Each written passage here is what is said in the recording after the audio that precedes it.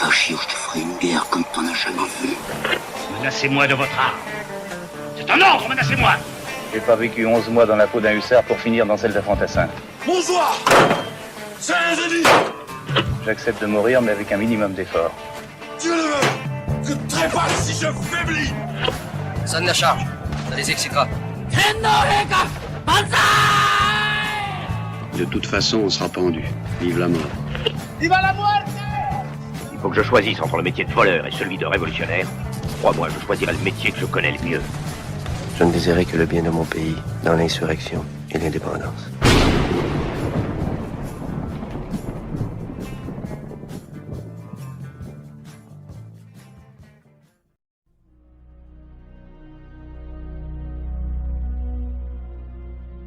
Chers auditeurs, bonjour et merci d'être au rendez-vous pour ce 3e épisode de Camarades du front. Aujourd'hui, nous ferons un survol de la vie d'un jeune officier de l'armée impériale japonaise et de son combat qui l'a mené à déposer les armes que 29 ans après la fin de la Seconde Guerre mondiale. Sans plus attendre, place à Hiro Onoda.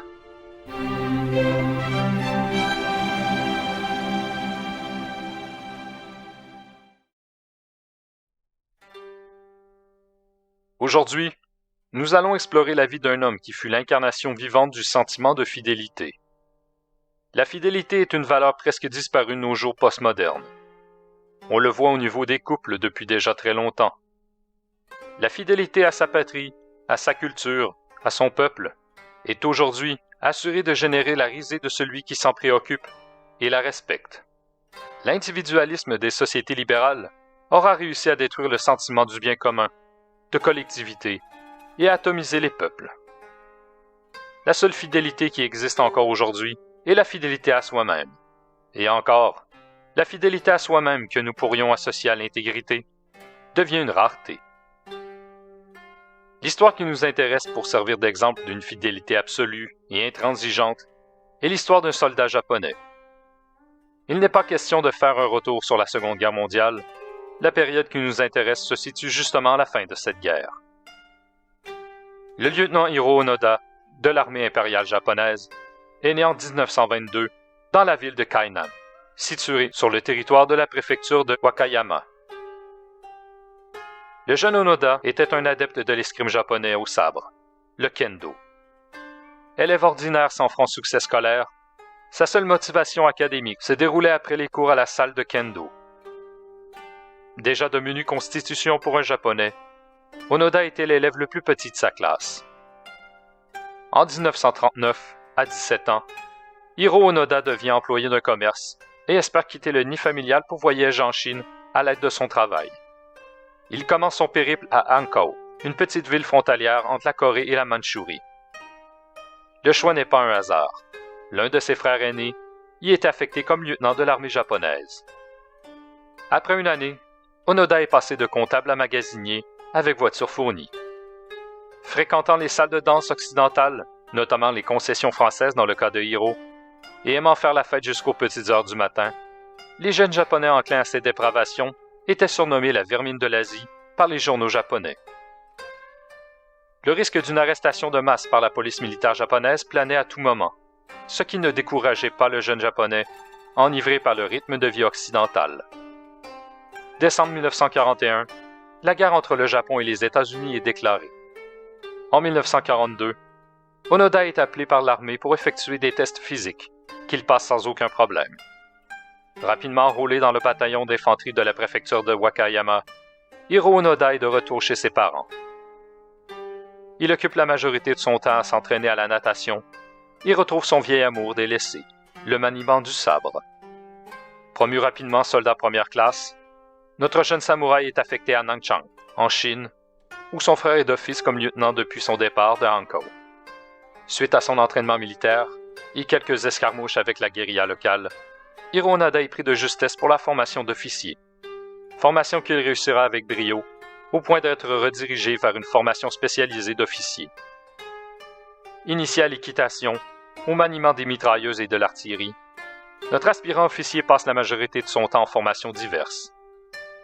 Vers 1944, les meilleurs des aspirants officiers sont renvoyés au Japon pour suivre une formation à Kurume.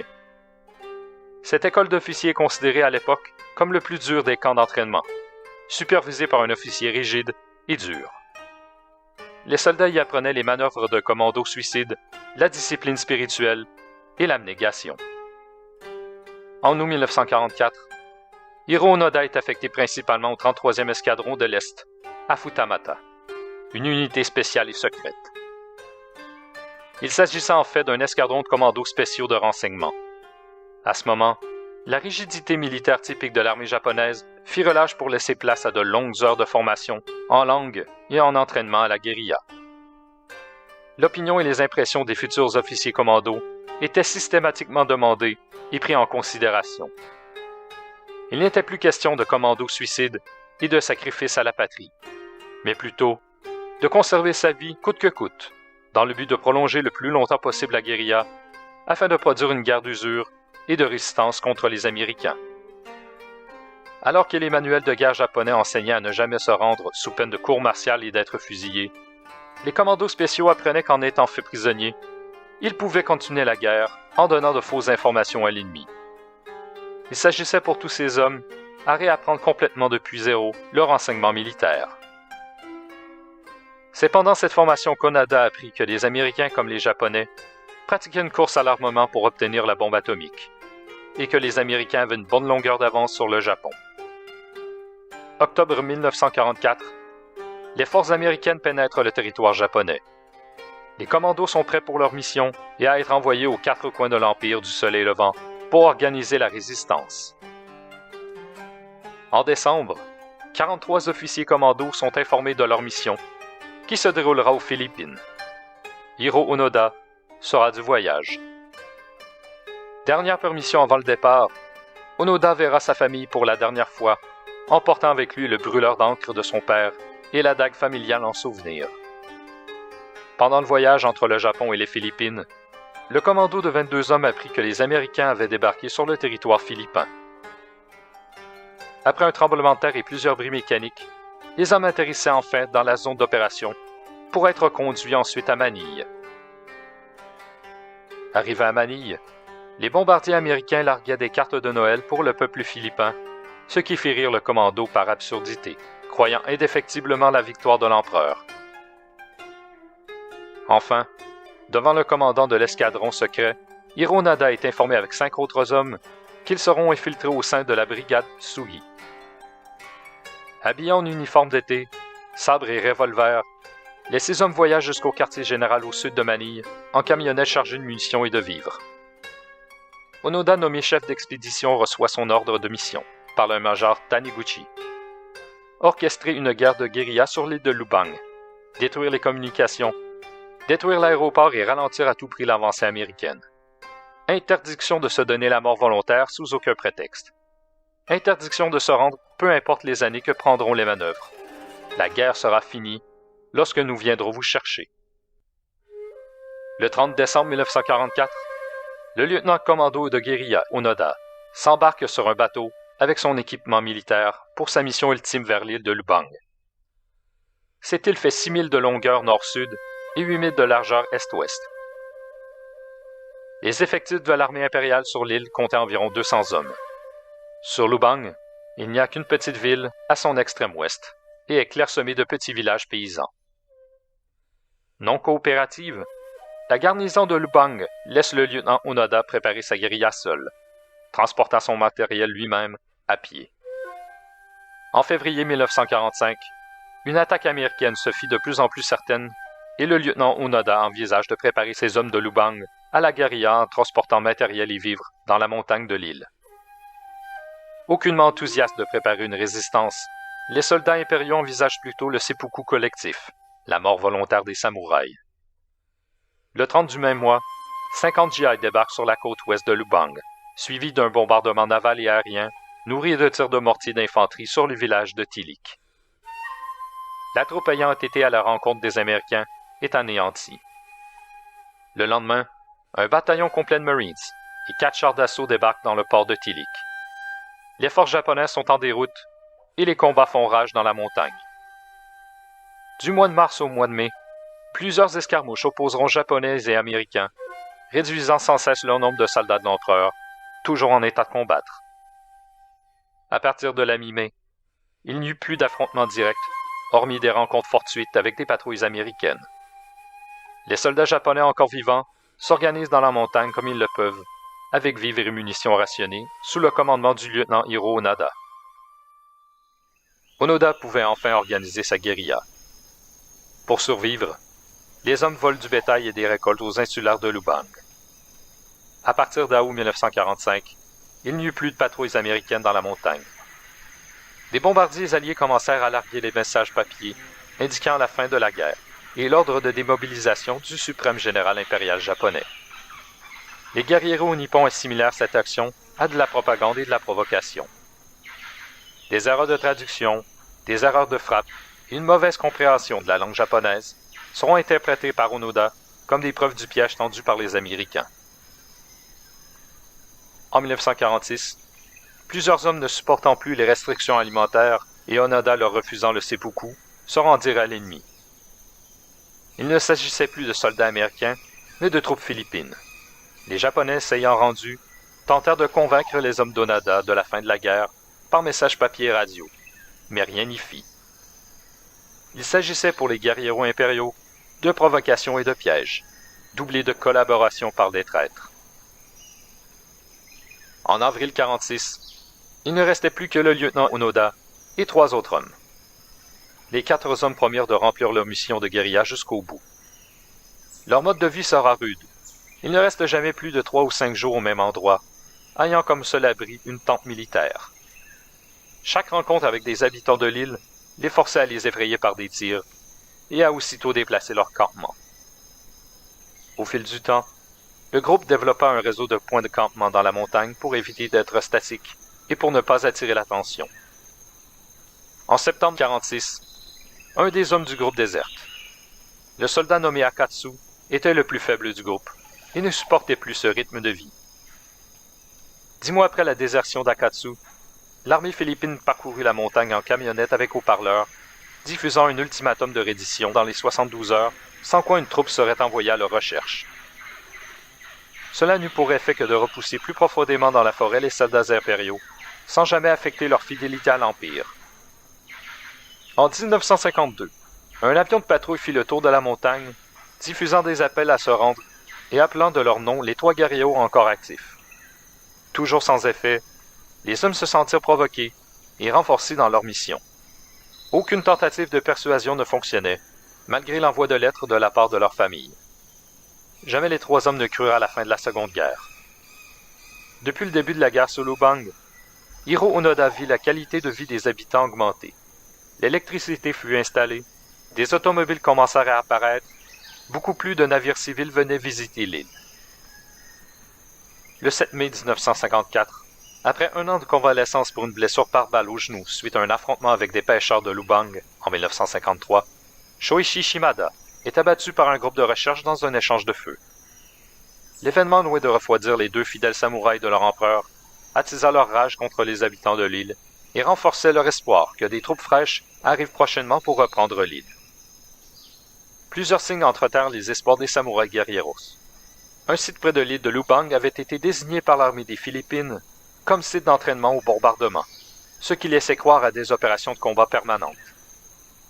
Aussi, un trafic de navires de guerre régulier vers le Vietnam fit croire au lieutenant Onoda et ses hommes que le cœur des combats se déroulait en Indochine. De plus, il y eut la construction d'une tour radar sur le sommet de la montagne de Lubang, avec dynamitage et nombreux effectifs. Cela a entretenu les croyances du groupe. En 1959, un important groupe de recherche japonais se lança sur les traces des hommes de Onoda avec des appels par haut-parleurs en japonais. Loin de convaincre nos hommes, ceux-ci pénétrèrent plus profondément dans la forêt.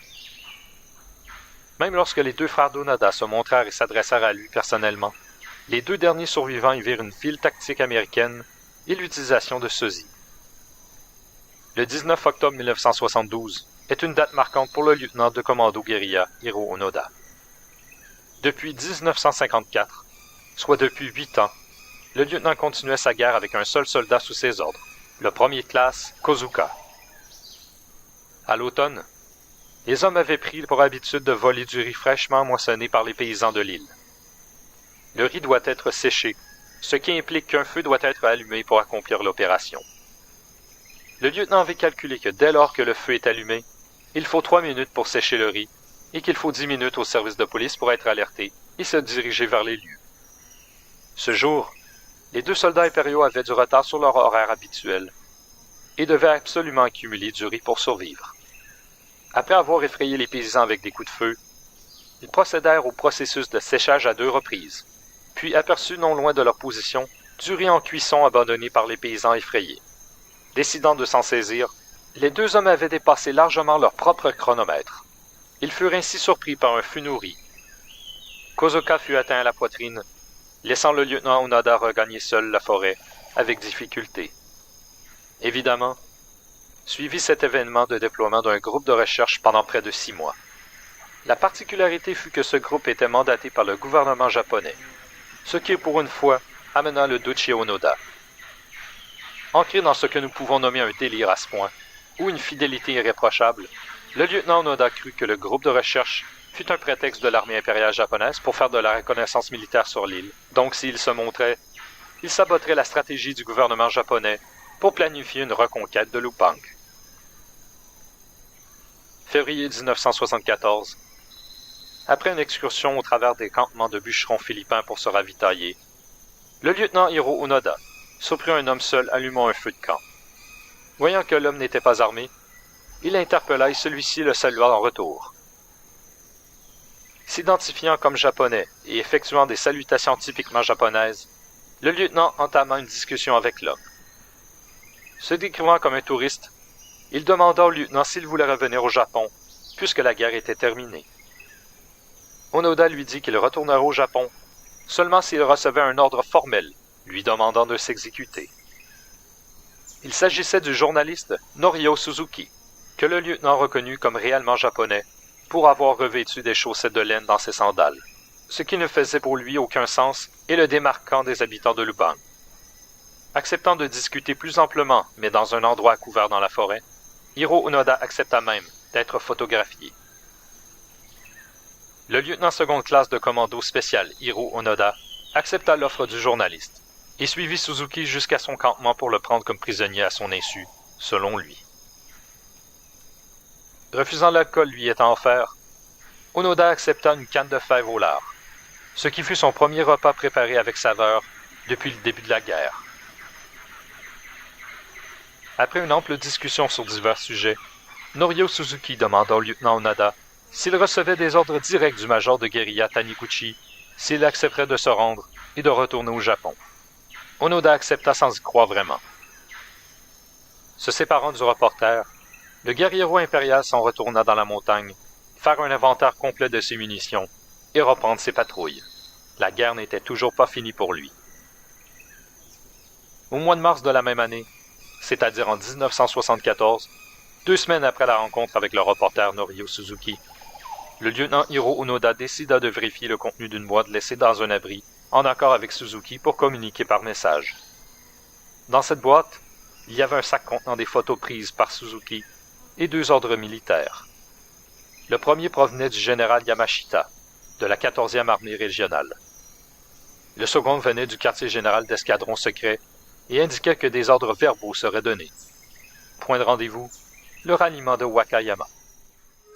Arrivé au point de rendez-vous, le lieutenant seconde classe reçut directement son ordre de désaffection du major Taniguchi lui-même. Après 30 années de guerre, Hiro Onoda se voyait pour la première fois de sa vie sans affectation militaire. S'étant départi de tout effet personnel avant sa mission de guérilla en 1944, exception du brûleur d'encre de son père et du poignard de sa mère, et ayant sublimé volontairement toute pensée par rapport à ses proches, le lieutenant Onoda commença à sentir, selon ses propres paroles, le poids immense de sa guerre de 30 ans, sans compter les interminables entrevues et ovations qui l'attendaient au pays, comme lui prédit le major Taniguchi. Ainsi se termina la guerre du lieutenant de seconde classe de commando Hiro Onoda, le 11 mars 1974. Quittant son champ de bataille de Lubang, sans ses 2 camarades de combat, Kozuka et Shimada, ayant abattu 30 habitants de l'île pendant sa guérilla, Onoda reçut une absolution totale du gouvernement philippin prenant en cause des circonstances. Pour la suite, Hiro Onoda partit faire l'élevage du bétail au Brésil, où son frère vivait avec ses 6 enfants. Marié à une jeune femme japonaise, il retourna au Japon et créa une forêt-école pour les enfants leur enseignant les rudiments de la survie. Tout le reste de sa vie, comme pendant sa guerre de 30 ans, Hiro Onoda resta fidèle à l'Empire du Soleil Levant et fut un adhérent invétéré du mouvement nationaliste japonais Nippon Kaigi, œuvrant à la restauration de l'Empire et du shintoïsme d'État. Décédé à Tokyo en 2014, le lieutenant seconde classe Hiro Onoda est un exemple ultime de sacrifice et de fidélité envers sa nation et de foi envers la cause nationale. Un exemple pour tous les nationalistes.